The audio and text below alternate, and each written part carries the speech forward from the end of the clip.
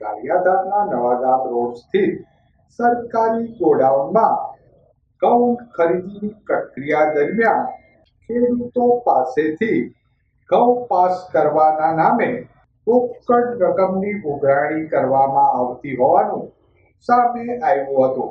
ગારિયાધારના Navagam road સ્થિત સરકારી ગોડાઉનમાં ઓનલાઈન ઘઉં ખરીદી પ્રક્રિયા દરમિયાન ટ્રેડર દ્વારા ઘઉં પાસ કરવા માટે રૂપિયાની માંગણી કરાઈ રહી છે કે વાઇસ ચેરમેન પહોંચે તે પહેલા જ રોકડની ઉઘરાણી કરનાર ઇસમ સ્થળ પરથી નાસી ગયો હતો. હું ગારિયાધાર એપીએમસીનો વાઇસ ચેરમેન છું.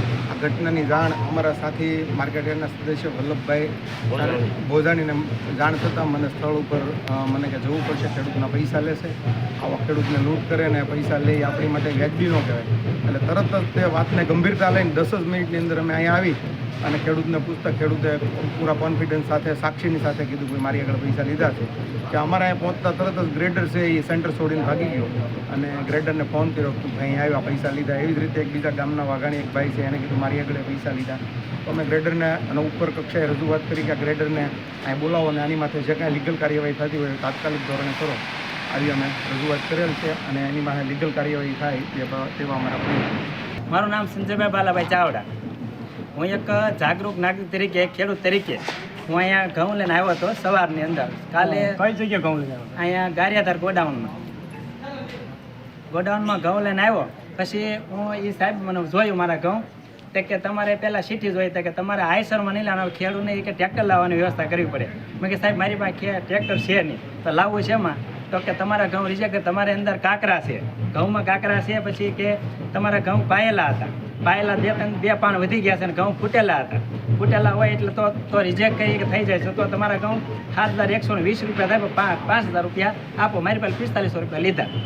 શેના લીધા 4500? એ આ ઘઉં પાસ કરાવવાના કે ખેડૂત એક લાચાર વ્યક્તિ છે કે જેનો મજબૂરીનો લાભ લ્યો, જેથી કરીને ખેડૂત એનો પાછા ઘઉં ન જાય અને જેથી કરીને ખર્ચ વધુ ન થાય એટલે ખેડૂતો દેવાનો જ છે. એ ખેડૂત એક લાચાર એક દેશનો તાત છે. તાતમાં જો પૈસા લેવામાં આવે તો સરકાર પછી જે એજન્સી હોય જે કોઈ પણ હોય એને પગલાં લેવા જોઈએ. કારણ કે ખેડૂત આજ હું એક ખેડૂત છું, કાલ બીજા ખેડૂત આવવાનો, બધા લોકો છેતરાવાનો છે. અને આપણે સરકારે 517 રૂપિયાનો ભાવ જાહેર કર્યો. યાર્ડમાં જાઓ તો 400 રૂપિયા માંગે તો ખેડૂત લખાવે શું કામ? સીસીઆઈમાં કે ભાઈ 2 મહિના રાહ જોઈ કે આપણે છોકરા મહેનત કરે અને જેથી કરીને આપણે 2 રૂપિયા વધુ પૈસા મળે અને વળતર મળે.